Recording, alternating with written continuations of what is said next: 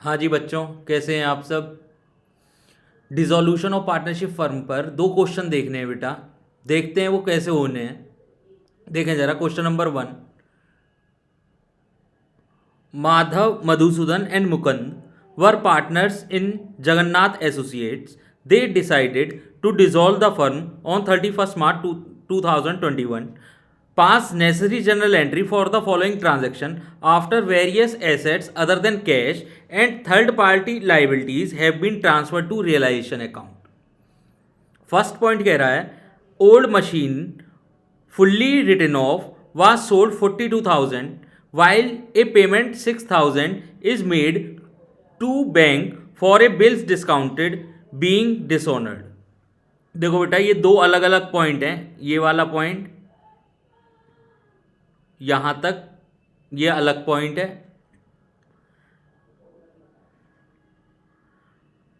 और बाकी का ये अलग पॉइंट है। तो वो कह रहा है एक ओल्ड मशीनरी बेची 42,000 रुपए की जो कि बुक्स में थी ही नहीं। तो एंट्री क्या बनेगी? Bank account debit to realisation 42,000। आगे देखें, while a payment of 6,000 is being made to bank for a bills discounted being dishonoured. तो एंट्री क्या बन जाएगी? Realisation account debit to bank account. अब बैंक पैसे काट लेगा। Realisation account debit to bank account 6,000। आगे देखें second point, Madhusudan accepted an unrecorded asset of 80,000 at 75,000 and the balance through cheque. किसके अगेंस्ट लिया? Against the payment of his loan to the firm 1 lakh. तो Mukund loan account debit 1 lakh to realisation unrecorded asset ली है 80,000 रुपए और to bank account 25,000 रुपए। ये entry बन जाएगी। थर्ड पॉइंट देखें, firm had paid realization expenses amounted to rupees 5,000 on behalf of the Mukund. तो मुकुंद डेबिट और to bank account. Realisation account debit, Mukund capital account debit to bank account. आगे देखें, there was a vehicle loan of 2 lakh which was paid by surrender of asset to the bank at agreed value 1,40,000 and shortfall was met from firm's bank account. तो entry क्या बनेगी? Realisation account debit to bank account. Difference कितना है? 60,000।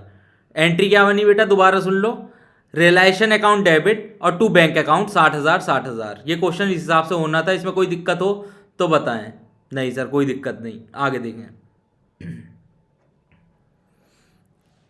वो कह रहा है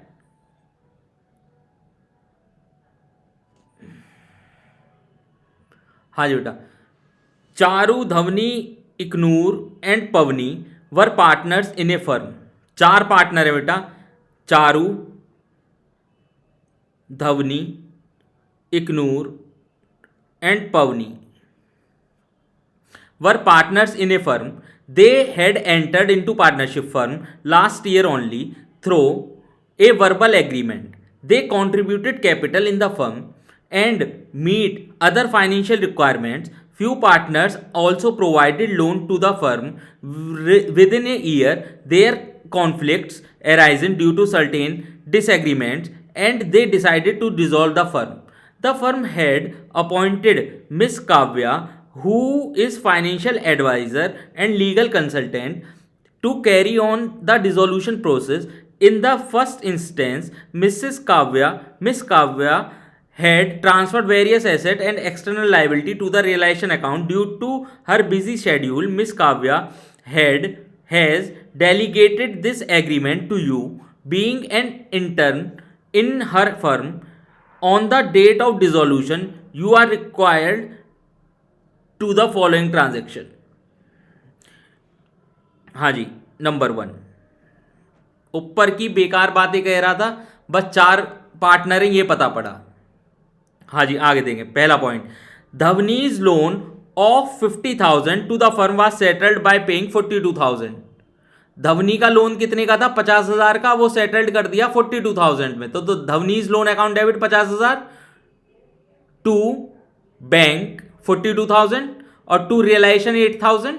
इसमें कोई दिक्कत नहीं सर. आगे देखें second point, Pavni's loan of 40,000 was settled by giving an unrecorded assets of 45,000.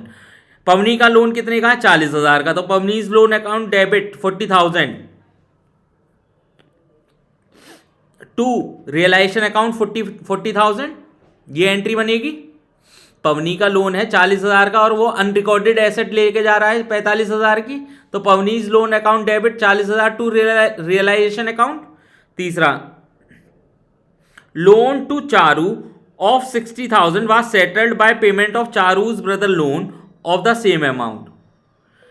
Charu का लोन दे रखा है बेटा 60,000 का और वो सेटल्ड कर दिया. चारू के भाई ने भी लोन दे रखा है फर्म को सेम अमाउंट का.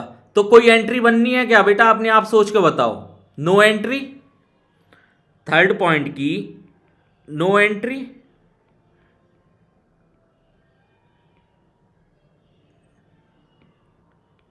दोबारा समझे बेटा. चारू ने कुछ लोन दे रखा है फर्म को अपने भाई के नाम से. कितने का? 60,000 रुपये का. वो कह रहा है payment to Charu's brother loan. ये कह रहा है बेटा चारूज ब्रदर लोन.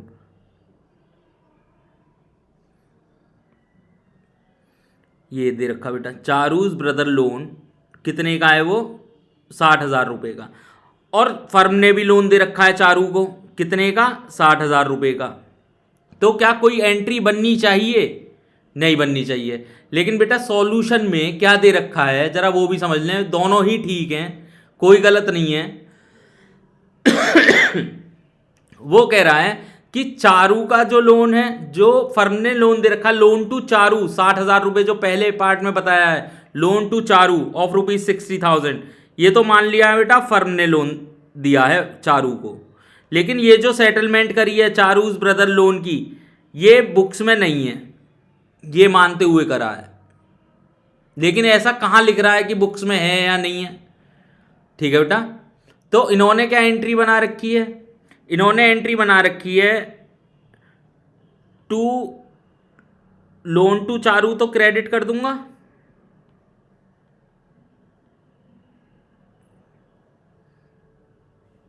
और डेबिट क्या कर दिया कि इसके भाई का हमने पेमेंट कर दिया फर्म ने. तो Charu's brother's loan debit, sorry realisation account. ये तो बुक्स में आ ही नहीं रहा था ना. हाँ जी बेटा. तो रियलाइजेशन अकाउंट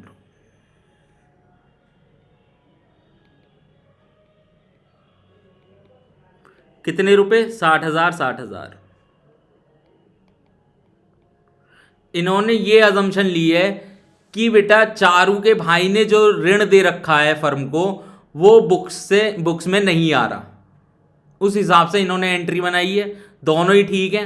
मैंने माना है कि बुक्स में आ रहा है. वो कहाँ कह रहा है कि बुक्स में नहीं आ रहा या बुक्स में आ रहा है? देखो दोबारा पढ़ो. Third point, loan to Charu, firm ने चारू को ऋण दे रखा है 60,000 रुपये का. Was settled by payment to Charu's brother loan of the same amount. तो चारू के भाई ने भी ऋण दे रखा है फर्म को, तो नो एंट्री होनी चाहिए. वो भी ठीक है. और या एंट्री बन जाएगी कि रियलाइजेशन अकाउंट डेबिट और टू लोन टू चारू 60,000. 60,000 ये भी एंट्री ठीक है. हाँ जी बेटा आगे देंगे. Fourth, ignores loan 80,000 to the firm and she took over machinery 60,000 as part payment. हाँ जी बेटा. तो ignores loan account debit 80,000 to realisation 60,000 और टू बैंक अकाउंट 20,000. ये एंट्री बनेगी बेटा. तो इस क्वेश्चन में कोई दिक्कत? No sir. तो आज के लिए इतना ही. धन्यवाद.